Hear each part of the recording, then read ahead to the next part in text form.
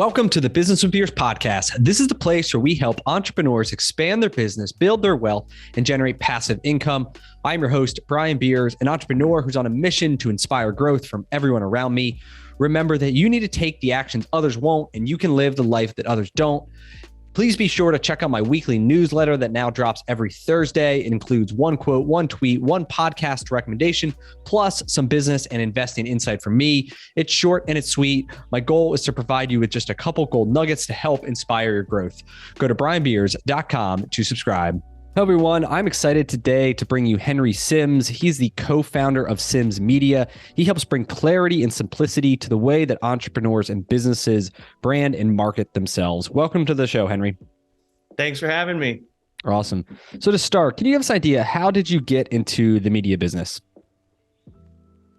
The very quick roundabout is that I was very intrigued by the world of marketing. When I was trying to figure out which direction to go in business in general, I kept kind of getting pulled towards marketing because of how many cool businesses there were and products, but them having a really hard time actually getting it out to their audience. And then after a while, I started seeing the importance and specialization of branding in that role of truly connecting with the right audience. So slowly, I just tailored my way down to that specifically. Okay. And do you really focus on personal brands of individuals or businesses too? Because there's kind of two different sides of it, right? We're primarily personal brands. So, okay. But it's cool where that can eke out, because a lot of businesses that aren't just a single individual can really benefit from having a face that represents them online. And so we've helped plenty of businesses in that manner as well.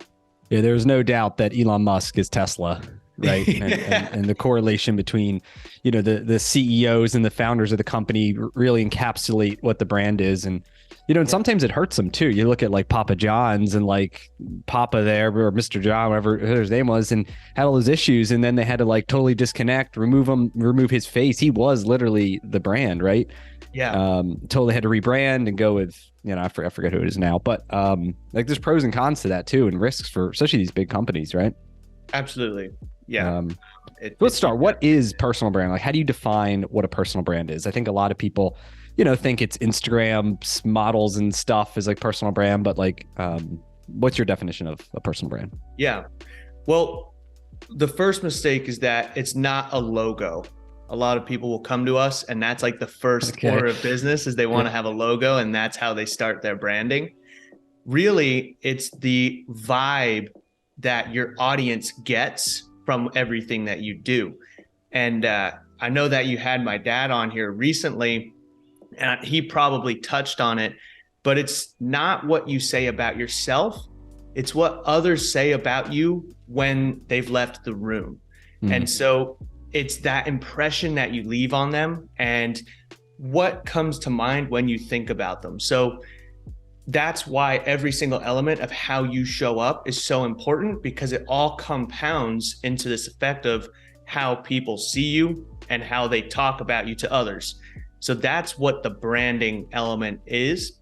It's also why it's pretty hard for a lot of business owners to understand, because it's not very tangible like marketing is. When you can look at, I spent this and I made this.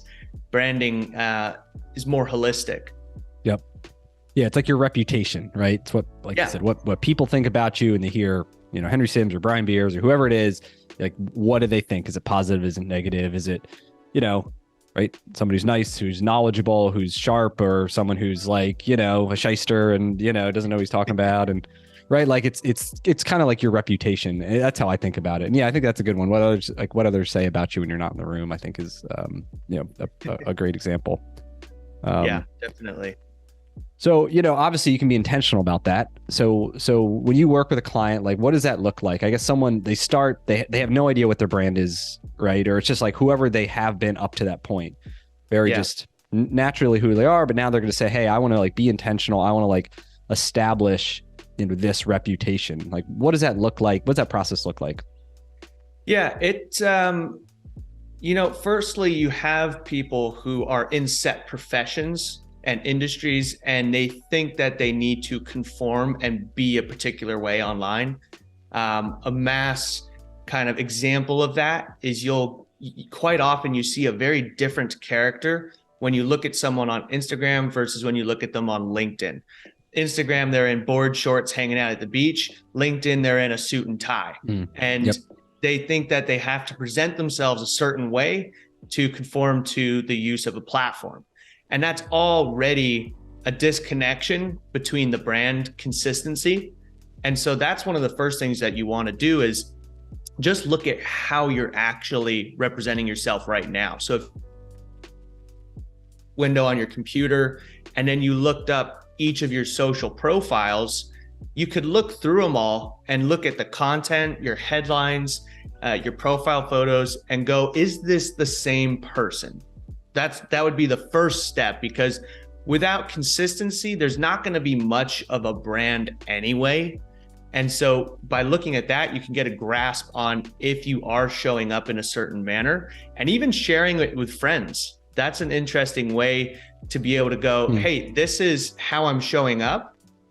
What does this look like me? Is this me? And then they can tell you whether or not it is. Like, no, you seem more of a happier character than you do online here. So they can help point out those areas that they know from having spent time with you for so long. And then you can start going, okay, how do I pull more of that particular trait into my content, into the design of my website, into my copy? And you can start identifying those little areas to help amplify those effects. But it does show up in everything. So I'd say the first step that you want to do is actually just look at all your social profiles and your websites, anywhere that you do show up, and ask yourself, is that me? Am I showing up consistently? Then you can start diving in to the rest of the work, the next stages. Yep. Yes, especially someone maybe is working to establish themselves. Maybe they have all this old stuff from like high school or college that's maybe embarrassing or whatever, is fun in the day, but now it's like, they got this professional pivot they're going towards. And like I said, I'm sure there's like a cleanup process that's probably a good thing to do. Yeah. So someone does that. So they get it all cleaned up. They're consistent. Then what's like kind of the next step that someone walks through to establish this? Next, we would look through like how they properly do want to represent themselves. And sometimes that can be very easy when you've got a character who is very confident in themselves and wants to show up and is happy with that. Sometimes clients are worried about actually showing themselves as they truly think they are because of not having mass market appeal and kind of too worried about having people that won't like them. And so we get clear on, if this is your personality, what's the best client you could possibly serve? And like, what would that relationship look like? How easy, low friction would it be to work with that particular client? And then you can start designing what that client looks like and defining that kind of avatar. Yep. And now you've got that connection between you and your ideal client. And we can start making content and designing stuff from the perspective of talking to that particular client. So when it comes to creating content, you don't have to be, especially if you're concerned about being on video and making content, that's because usually you feel like there's a ton of eyeballs staring at you and everyone's judging you. But if you know that you're just talking to that one single person that you can serve the best, it makes it a lot easier. And it also makes the content a lot more valuable because you're serving exactly that person that you can best serve.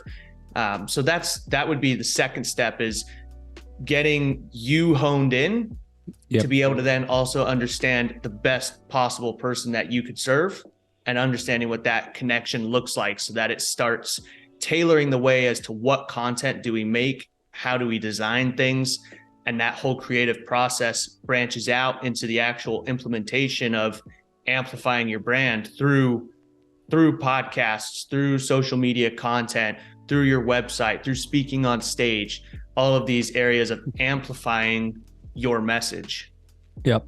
I think that's a big problem. I think a lot of people make, and it's a good point for you, is that I think they want to try to be everything to everyone.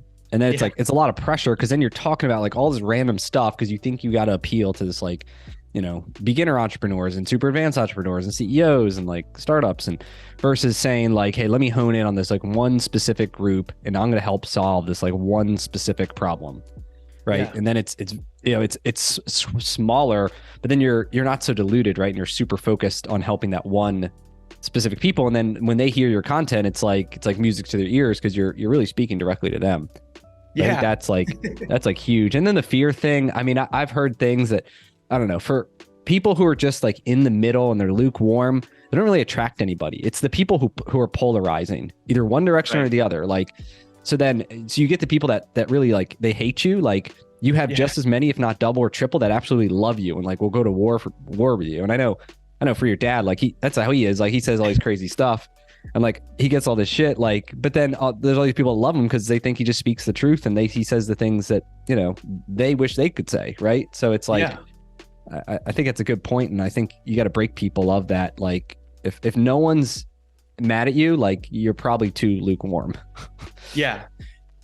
And it is also what we call it you don't want fence sitters. You don't want people who can't really decide like this guy or not. Like yeah. And that's the most expensive possible person in your pipeline, them just sticking around and you putting all this effort into trying to get them to like or not like.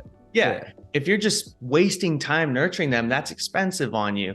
So if you can make sure that your audience is always being clean by someone goes, heck no, I hate this guy, unfollow, block, whatever, then you're just bringing in the people that do like you, and the connection and the delivery and everything, the nurturing, it's a whole lot more effective. So doing your best to be clear so that you don't have fence sitters in your system. Yeah. And before we get to like the third step, which is I think the media component, what's like a typical client for you look like? Like who should be establishing these personal brands? So you can have business coaches, authors, speakers, but also real estate agents, mortgage brokers, people who are using their face to communicate and sell with their clientele. But then again, like we had said at the very beginning, you can bring a face into a bigger company. We've worked with massive service companies for building garage doors and construction, and how they can bring in a face to represent them online.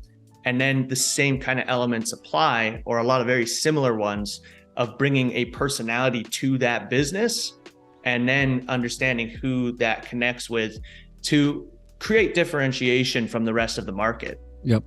The other way, so I'm in the franchise business. We own 30 automotive repair franchises, and one of the things that I talk about, and I'm probably gonna talk about more, but it's like you can establish a personal brand as a franchisee within a franchise system, so that like, and that has been one of my goals for years, and like I've done a pretty good job with it, so a lot of people know me in our system, and then as we started to grow and wanted to buy more stores, like deals come to us because people like know us, right, and they trust us because we've kind of put ourselves out there, and so I think there's like, you can do it on the broad scale in public, but you also can kind of do it private as part of these bigger networks, or even like I'm in a networking group called GoBundance. There's about 800 members of entrepreneurs. And even with that, it's your reputation, right? So it's personal brands, like maybe this fancy name, but it's like your reputation. So within that, you can establish your reputation. So I think it's really for everyone.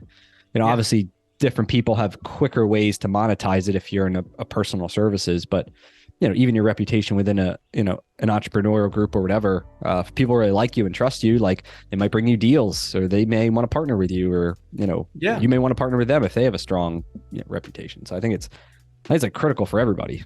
Exactly. And it like, cause we'll talk with investors, and people who are looking at doing more B2B type stuff.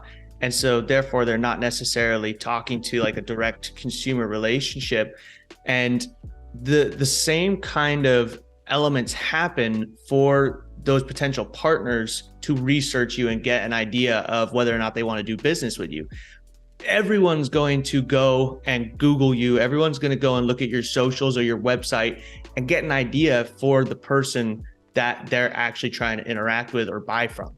So it does work for everyone. You have a brand. It's just a matter of how clear is it and how strong is it? And then is that truly representing how you want to connect with those people? Yep. Awesome. So first thing, we clean up our profiles. The second thing we do is really define our avatar, who the perfect client is, who we can help the most. And we try to squash some of the fears. And then what do we do next? Then we look at how we actually amplify that message into the world. So making sure that you are on all of the major platforms and making content and putting that out there, but also having a website, but we like to call it a chalk, your central hub of conversation, because all these social platforms is borrowed attention. You're on somebody else's platform and you don't own that audience. So you're borrowing that attention. So what we would say first before even that is building out a website so that you own a hub that if you're on a podcast, if you are on a stage, you can send people to that website and it's always there. It's in your control. So you have full control of it. You can put in opt-ins and things in place to capture the data and actually own the audience as first-party data, and then control the story. So show people that you do have a podcast, show people that you do have these social channels, that you have particular offers. It's a great central hub that you need and own to take control of how you show up and where you can direct your audience to. And then I guess that would kind of make it the third step, and the fourth being your social media content and those other ways of amplifying your message, ads. And, there's so many different methods for getting more reach, but those would then direct back to your website. So you need that central hub that you own and control.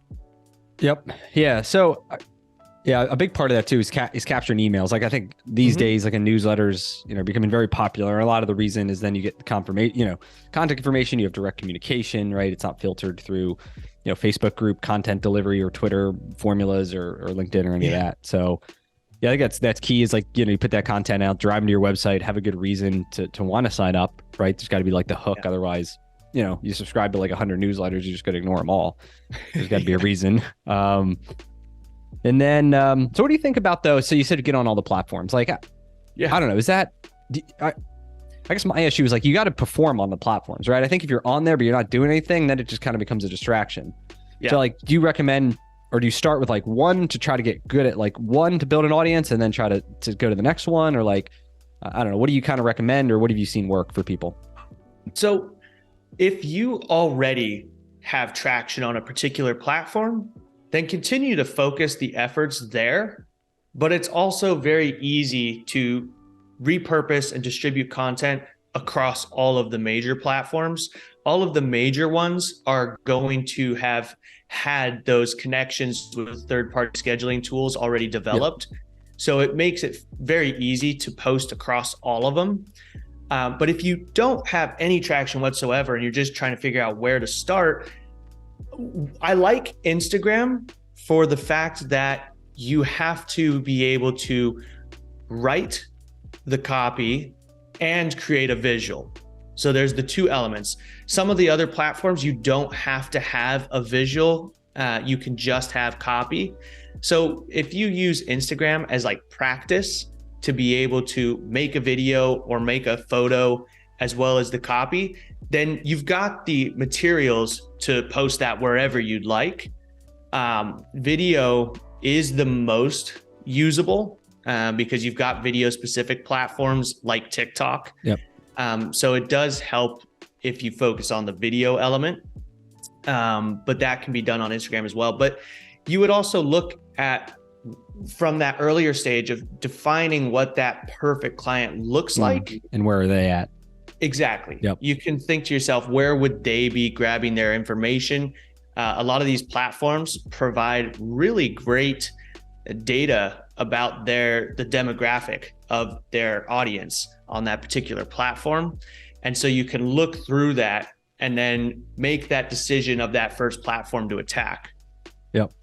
Yeah. For me, it was, I was on Facebook for a while and some Instagram, even with the podcast. And I wasn't, I mean, I don't know. I wasn't getting that much engagement with it. And then I got on Twitter, like back in, I don't know, May or so of this year of 2022. And then I've had tremendous success on Twitter, like, at least for me. I mean, I have like, I don't know, 7,000 followers or something now. It's not, not the top, but like, you know, good growth, good engagement, lots of good people, like starting to create for friendships and networking and, you know, helping other people. So I don't know. I think it's just find one you like and really like, but you got to get dedicated, because then some of the same content I'll post on LinkedIn and I get like nothing from it. And but a lot of it is like I don't engage, right? Like I'm not on there commenting on other people and sharing like I am on Twitter. So a lot of it is like you kind of get back what you put in is what I'm learning. Yeah. It's also like a game. Like I figured out there's like these hacks to it too that, you know, once you start to learn what some of these hacks are, it can accelerate your growth and you know, help you just network more. So I don't know, I think it's good advice. And that's for like, I like text more too, just personally than putting together videos, you know, besides the podcast here. But for other people, they love videos. They're not really good at the writing side of it. And so, right, there's other platforms that are better. So probably it's just start with one that's super comfortable and that you think you can probably put enough content out there, right? Because if you're just weak on content because you're afraid to make videos, like don't be on TikTok then, right? I mean, yeah. But honestly, I think everyone can make videos. And I think it's great practice, because when you're doing videos, maybe another reason why it's difficult to people is that they have to condense their message and really figure out how to deliver it. And so if you do that over and over and over again, the first videos are going to be a lot worse than the rest of them, but you're going to get better at videos, but also at understanding your own message and putting that forward. So there's more benefits than just a social content post. Yeah, it's that clarity, right? Like you trim a 7-minute video down to a 2-minute video. Like you got to have a lot of clarity and a lot of, you know, simplicity there. So is that something you guys help with too, in terms of scripting the videos and like helping them, or like, are they kind of on their own? Like, what does that look like? Yeah. So we help with, everyone's an expert in their own lane. So we can't be better than anyone at their own expertise. And so we help by generating the ideas around their topic and actually searching what people are searching, the questions they're looking for online. So we do go and look at their most similar and also most competitive competitors within that space, look at the content they're making, look at the questions that their audiences are asking, and we can start month to month to month compiling lists of what is being asked right now, because that's one of the easiest but also most valuable pieces of content you can make, is what questions are your audience asking, and then answer those questions on videos.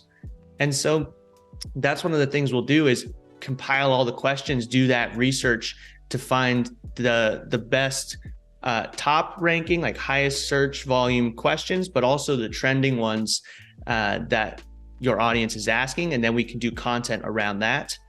And then we help with what's the general structure of good videos and good content in general. But the specifics, we don't script it, because they know better than we do. They don't script it, but you're telling them, here are the questions you should answer. You should make it, 2 minutes or 30 seconds or, probably to help them design it. And then what about like the actual production of it and editing, I guess, outsource it? Like, what do you guys recommend? So if you don't think you've got good enough equipment and you have an iPhone, you're lying to yourself. These smartphones are ridiculously good. And even now with iOS, you can make your iPhone a webcam too, and it's very high quality.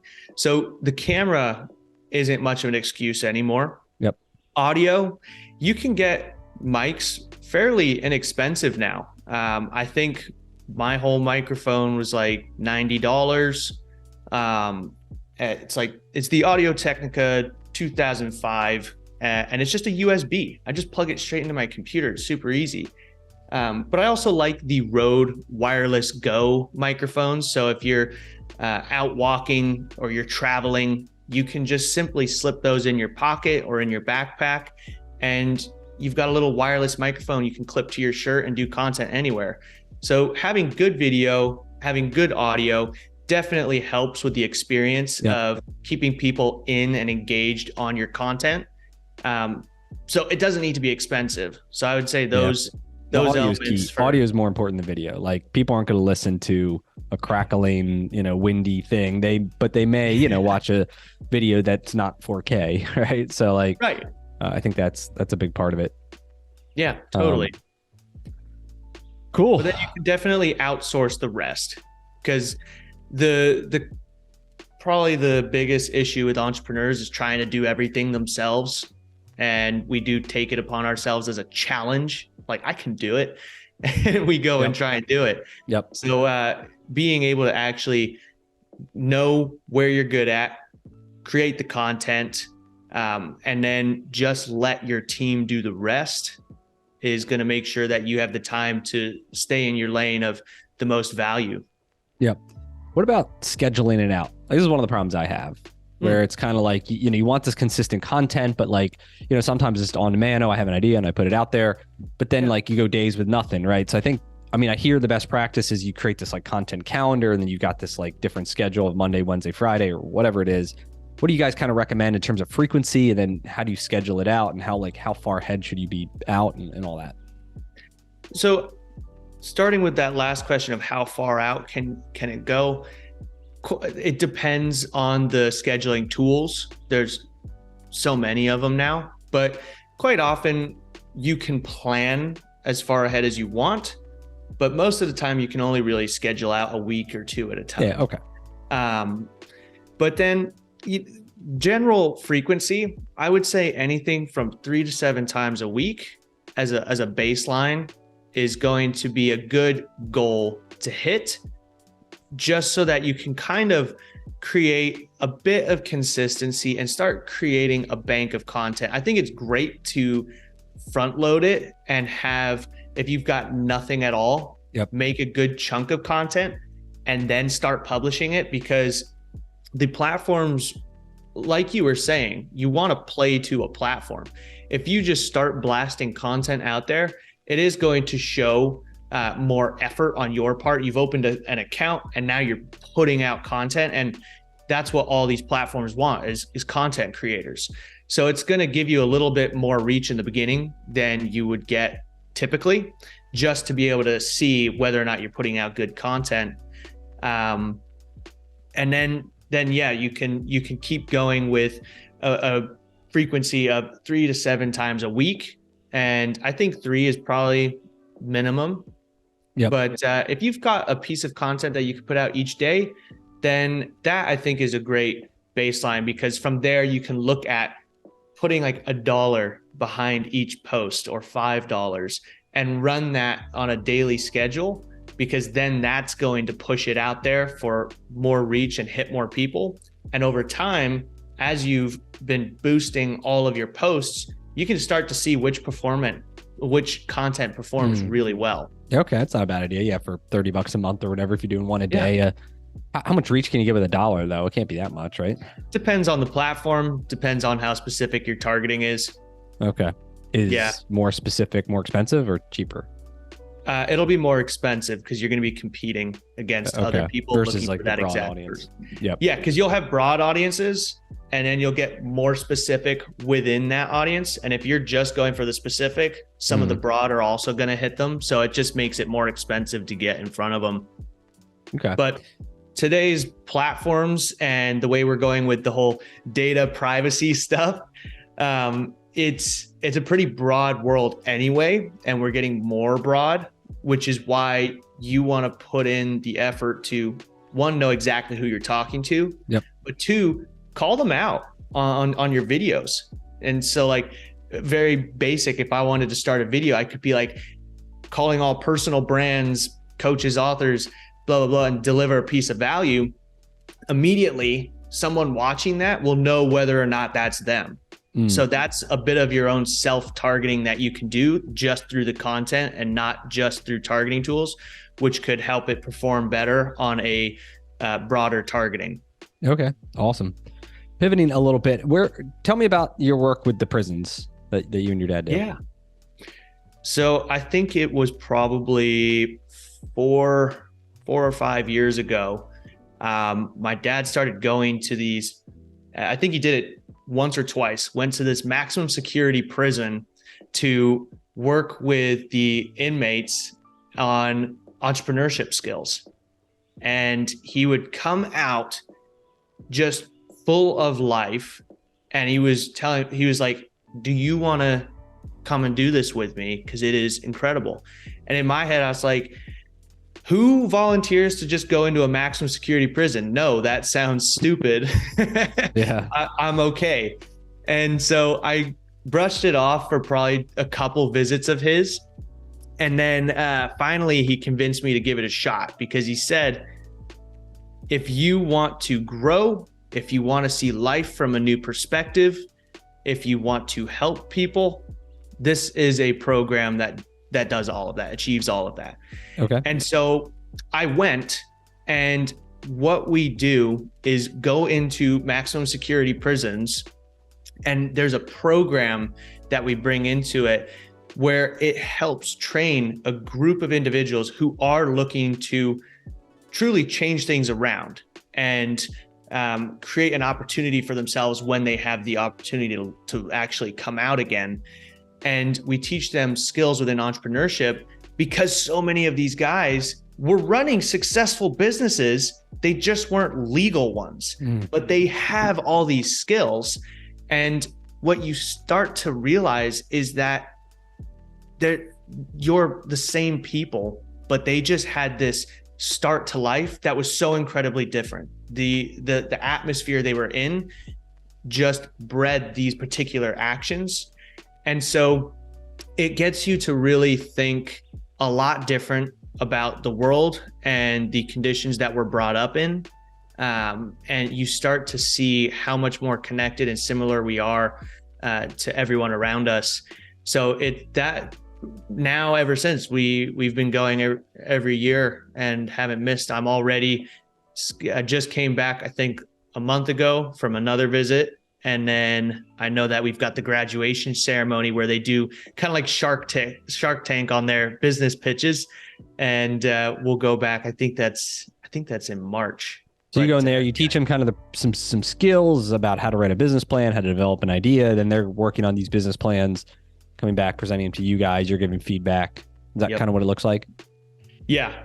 Okay. They start the program, and we come in very shortly after that and kind of get an intro to us and them. And we're kind of this window for them to see the possibility of how they can think on developing a particular business idea.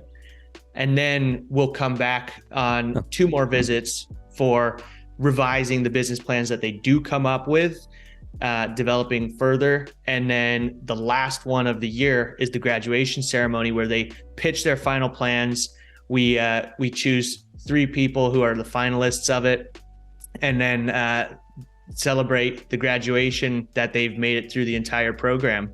Okay. Have you had any successes from it yet, or is it too early, or people have gotten out and? Many.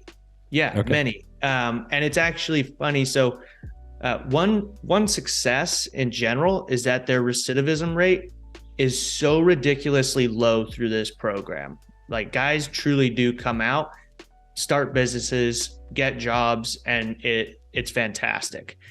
But even though, because there is in these prisons, it's not, it's very normal that someone isn't ever going to get out. Yeah. And so I remember one guy in particular, he designed these shower heads that their cells didn't have showers. And he said that when you're out on the yard all day long and different conditions, sometimes you just want to have a shower before going to bed. And he designed these shower heads that could attach to their sink and create the pressure necessary to have a nice shower. But he also did so in a manner that it couldn't be used as a weapon. And he joked around like, I can make a weapon out of anything, but I have not been able to use this as a weapon. Okay. And he actually managed to have this shower head approved, and it's being sold throughout that prison and other prisons outside throughout California. So he has started a business even though he's still in prison. It's incredible. Okay, that's pretty cool. I mean, did he get like a patent and stuff on it? Like, I don't know the extent to it. Just like found a manufacturer in China or wherever and making these things. I know he's working with some of his family who come and visit, and they'll exchange ideas and plans, and that's how they continue to operate outside of the prison as well. Interesting. Well, that's cool. I mean, it's good you guys are giving back, helping people get a second chance, and kind of, like I said, it's probably rewarding for you to see progress and hopefully change people's lives who really need it. So yeah, it's cool stuff. It's an incredible day. Awesome. So where can people connect with you if they're interested in learning more about what you guys to offer, to hire you for services, or just get more educated on the content that you guys put out? Yeah, you can find us at our website's sims.media. And then all of our social channels for that are Real Sims Media. And you'll find everything there, all of our content, all of our stuff. We are revising the site for some exciting new offers that we're building. But then if you want to chat with me and connect, see what I get up to in making coffee and riding motorcycles, I'm Henry D. Sims on all of the major social platforms.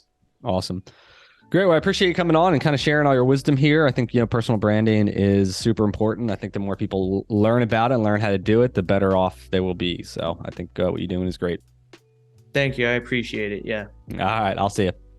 Take care. That's all we got for this episode with the Business with Beers podcast. One thing that would really help both us and other new potential listeners is to rate the show and leave a comment in iTunes, Stitcher, wherever you listen. Also, make sure to link up with me on your preferred social media platforms, LinkedIn, Instagram, Twitter, Facebook. You can find all my links at brianbeers.com.